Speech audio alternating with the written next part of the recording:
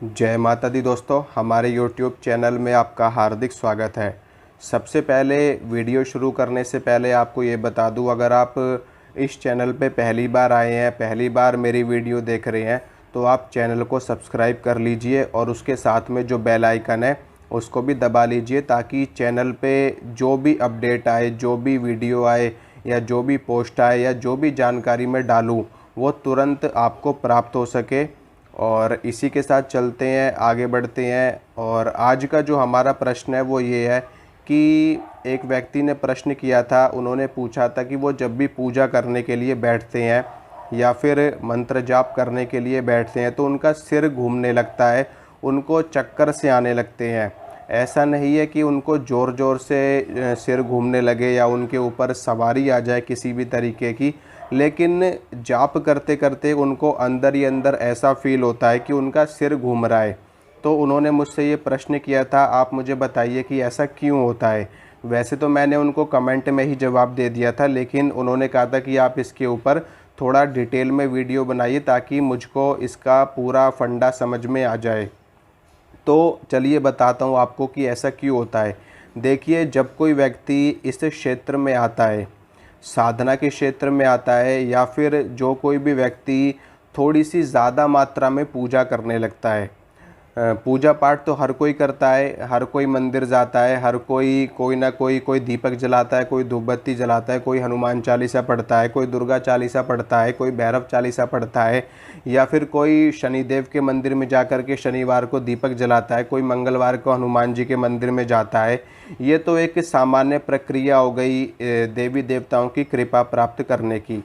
लेकिन जब कोई व्यक्ति ज़रूरत से ज़्यादा पूजा करने लगता है, यानी कि अगर कोई 1 घंटे पूजा कर रहा है डेली के 1 घंटे अगर आप पूजा कर रहे हो, 1.5 घंटे कर रहे हो या 2 घंटे कर रहे हो, तो पूजा करते वक्त आपको ऐसा फील होता है कि आपका सिर घूम रहा है अंदर ही अंदर। या जब आप आंख बंद करके मंत्र का जाप कर रहे हो और अंदर ही अंदर आपको फील होता है कि जैसे आपको चक्कर से आ रहे हैं, और कई बार तो ऐसा बड़ा हल्कापन महसूस होता है बॉडी के अंदर, और आपको बॉडी में सेंसेशन सी फील होती है।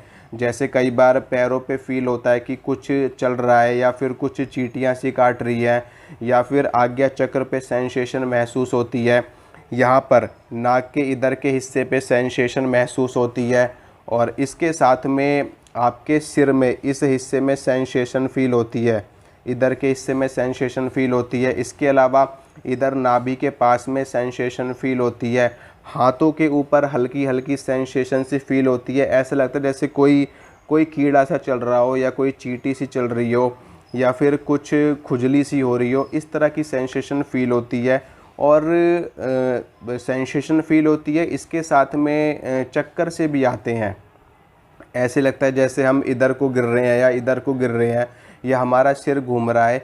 तो ये चीज़ क्यों होती है, मैं आपको बताता हूँ। जब हम पूजा करने के लिए बैठते हैं और जब हम मंत्र का जाप करते हैं तो ब्रह्मांडीय ऊर्जा हमारे ऊपर गिर रही होती है।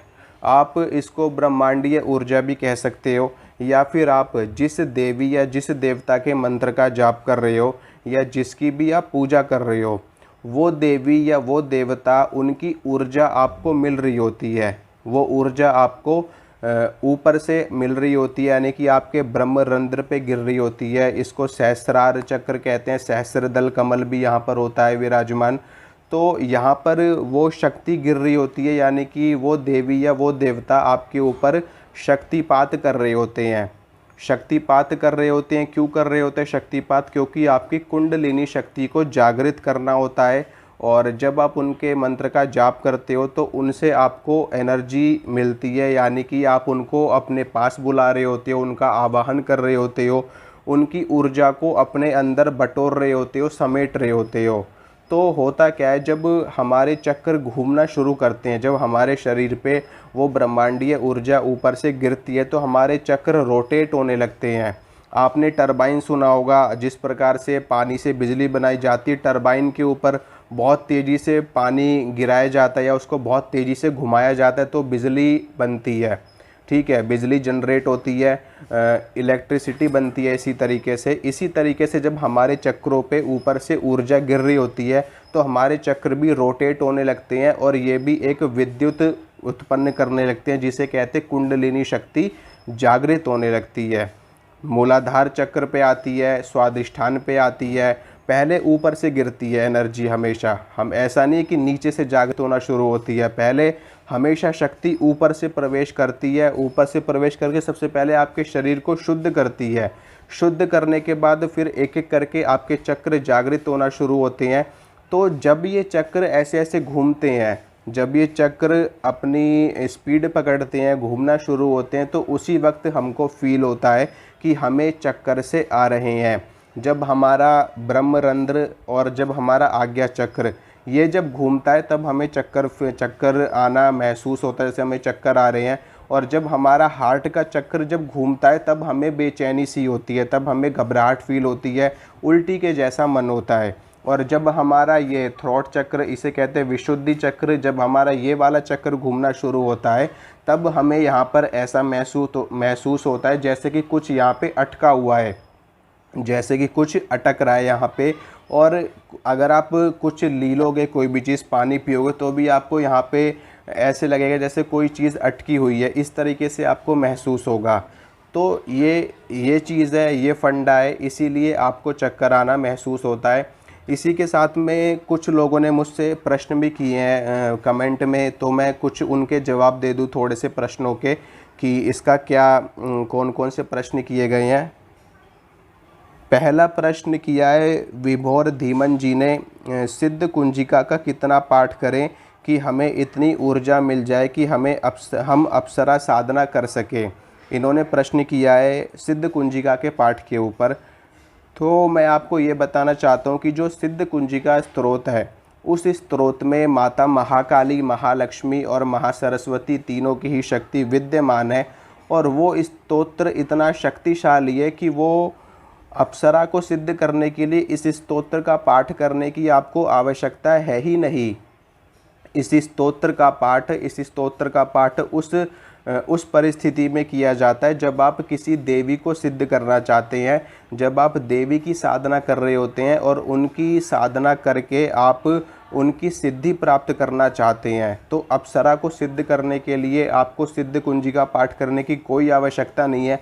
अप्सरा कोई बहुत बड़ी शक्ति नहीं होती है, ये शक्ति बहुत ही सामान्य शक्ति है और इसको हर व्यक्ति आराम से सिद्ध कर सकता है, कोई ज़्यादा इसमें दिक्कत नहीं आती है। ठीक है, देवी देवता उच्च कोटि की शक्तियाँ होती, उनको सिद्ध करने में समय लगता है, उनको वर्षों का समय लगता है, लेकिन इनको सिद्ध करने में ज़्यादा से ज़्यादा 6 महीने या साल भर में ये सिद्ध हो जाती हैं पूरी तरह से। दूसरा प्रश्न रीनू वर्मा जी ने किया है, प्रेत बाधा दूर करने के लिए कौन से मंत्र का जाप करें। देखिए, प्रेत बाधा, भूत बाधा, चुड़ैल बाधा, इन सभी बाधाओं को दूर करने के लिए सबसे अच्छी 2 शक्तियां काम करती हैं। वो हैं एक तो हनुमान जी और दूसरा माता महाकाली। तो आप हनुमान जी के मंत्र का जाप कर सकते हैं। हनुमान जी के मैंने बहुत सारे मंत्र अपनी वीडियोस में दे रखे हैं, माता काली के भी अनेकों मंत्र दे रखे हैं। इसके अलावा जो मैंने बीज मंत्र दिया था, आप उसका भी पाठ कर सकते हो, क्रीम का या क्रिंग का, तो इससे आपकी प्रेत बाधा खत्म हो जाएगी। तीसरा प्रश्न प्रतीक गुप्ता जी ने किया है कि आप दृष्टि के लिए कोई मंत्र या कोई चीज़ बताएं जो मैं करूं और मुझे दृष्टि प्राप्त हो जाए। इनका कहने का मतलब ये है कि ये थर्ड आई की बात कर रहे हैं। ये कह रहे हैं कि आप कोई ऐसा मंत्र या कोई ऐसा उपाय या कोई ऐसी क्रिया बताइए जिससे इनकी थर्ड आई जागृत हो जाए। तो प्रतीक जी, मैं आपको ये बताना चाहता हूँ कि थर्ड आई जागृत करने के लिए गुरु मंत्र बहुत अच्छा माना गया है। अगर आपको गुरु मंत्र मिला हुआ है अपने गुरु से, तो आप गुरु मंत्र का जाप करिए। गुरु मंत्र के जाप से थर्ड आई अपने आप जागृत हो जाती है। दूसरी चीज़, अगर आपको गुरु मंत्र नहीं है तो आप अपने इष्ट देव के मंत्र का जाप करिए। आपके इष्ट देव जो कोई भी हैं, आप उनके मंत्र का जाप करिए। मंत्र का जाप करते करते अपने आप ही थर्ड आई जागृत हो जाती है। इसके अलावा इसके साथ में आप थोड़ी देर त्राटक करिए और थोड़ी देर अनुलोम विलोम का भी अभ्यास करिए, तो इससे थर्ड आई एक्टिवेट होने में आपको बहुत ज़्यादा हेल्प मिलेगी। और त्राटक करिए, थोड़ी देर ध्यान करिए। ठीक है, इससे और भी ज़्यादा सपोर्ट मिल जाएगा, तो और भी जल्दी आपकी एक्टिवेट हो जाएगी। इसके बाद चौथा प्रश्न है, अगर किसी के ऊपर देवी देवता आते हो तो क्या हम उनसे अपनी शक्ति के बारे में पूछ सकते हैं? ये प्रश्न सोनू कुमार जी ने किया है। तो सोनू कुमार जी, मैं आपको ये बताना चाहता हूँ कि बिल्कुल पूछ सकते हो आप। अगर किसी व्यक्ति के ऊपर देवी देवता की कोई सवारी आई है या उनके गणों की कोई सवारी आई है, तो बिल्कुल आप अपने बारे में पूछ सकते हैं, अपने परिवार के बारे में पूछ सकते हैं। लेकिन अगर वो देवी देवता हैं तो आपको ज़रूर उसका जवाब दे देंगे। अगर कोई भूत प्रेत सामने खेल रहा है तो वो आपको जवाब नहीं दे पाएंगे। इसके बाद बहुत से लोगों ने प्रश्न किया वशीकरण के ऊपर, कि वशीकरण के ऊपर आप लोग बताइए। देखिए, मैं आपको ये बताना चाहता हूँ कि वशीकरण के लिए आप साधना कर सकते हो, और किसी भी व्यक्ति विशेष को आप वश में करने के लिए कोई उपाय कर सकते हो या कुछ प्रयोग कर सकते हो। लेकिन मैं आपको यही कहना चाहूँगा कि आप कोई उपाय करोगे या कोई साधना करोगे तो किसी एक व्यक्ति को वश में कर पाओगे। मैं चाहता हूँ आप अगर वश में करना चाहते हो तो अपने अंदर ऐसी आप क्वालिटी लेकर के आइए, या अपने ऑरा को, अपने आभा मंडल को चुंबकीय बनाइए, मैग्नेटिक फील्ड अपनी ज़्यादा से ज़्यादा एक्टिवेट करिए, जिससे लोग अपने आप ही आपकी तरफ आकर्षित हों, अपने आप ही आपकी तरफ खींचे चले आएँ। उसके लिए आप कामदेव के मंत्र का जाप कर सकते हो। ओम कामदेवाय विद्महे रति प्रियाय धीमहि तन्नो अनंग प्रचोदयात्। कामदेव गायत्री मंत्र है, आप इसका जाप करिए। इससे आपके अंदर आकर्षण शक्ति आएगी, सम्मोहन की शक्ति आएगी, वशीकरण की शक्ति आएगी, और हर कोई व्यक्ति आपकी तरफ खींचा चला आएगा। इसके अलावा आप भगवान श्री कृष्ण के मंत्र का जाप कर सकते हैं, ओम क्लीं कृष्णाय नमः या फिर ओम क्लीं कृष्णाय नमः। इस मंत्र का जाप करने से भी सम्मोहन की और आकर्षण की शक्ति प्राप्त होती है हमें। और इसके अलावा आप इसमें क्लिंग बीज मंत्र का भी जाप कर सकते हो। सिर्फ क्लिंग क्लिंग क्लिंग इसको भी आप पढ़ोगे तो भी आपके चारों तरफ आकर्षण शक्ति बढ़ेगी, चुंबकीय तत्व बढ़ेगा, और आप किसी को भी अपने वश में आसानी से कर पाओगे। इसके अलावा और भी प्रश्न पूछे गए हैं। एक प्रश्न पूछा गया है, ब्रह्म राक्षस कौन होते हैं? ब्रह्म राक्षस के बारे में मैं आपको थोड़ी सी जानकारी दे दूं। देखिए, ब्रह्म राक्षस वो होते हैं जब किसी ब्राह्मण की अकाल मृत्यु हो जाती है, या फिर एक्सीडेंट में, दुर्घटना में आकर के, बीमारी के कारण, और तो जब अकाल मृत्यु हो जाती है तो उन्हीं की आत्मा ब्रह्म राक्षस का रूप धारण करती है ब्राह्मण की। तो ये बहुत ही शक्तिशाली होते हैं, क्योंकि ब्राह्मणों को वेदोक्त ज्ञान होता है, तंत्रोक्त ज्ञान होता है, और ब्रह्म का स्वरूप होने के कारण इनको ब्राह्मण कहा जाता है। और वैसे तो ब्रह्म के स्वरूप सभी हैं, लेकिन इनका जो स्थान बताया गया है ये ब्रह्म बताया गया है, यानी कि ब्रह्मरंध्र के कारण इनका ब्रह्म का स्थान बताया गया, और इसी कारण से इनको ईश्वर ने पूजा पाठ, हवन यज्ञ इत्यादि करने की आज्ञा दी है, और इसी कारण से ये बहुत शक्तिशाली होते हैं। जब अगर आपने किसी भी ब्रह्म राक्षस की आत्मा को सिद्ध कर लिया तो आप असाध्य से भी असाध्य कार्य उनसे करवा सकते हो, लेकिन इनको वश में करना बहुत ही ज़्यादा कठिन होता है, बहुत ही ज़्यादा मुश्किल होता है, और ये जिन्न से भी ज़्यादा शक्तिशाली होते हैं। तो ब्रह्म राक्षस एक ब्राह्मण की आत्मा होती है, भटकती हुई ब्राह्मण की आत्मा ब्रह्म राक्षस का रूप धारण करती है।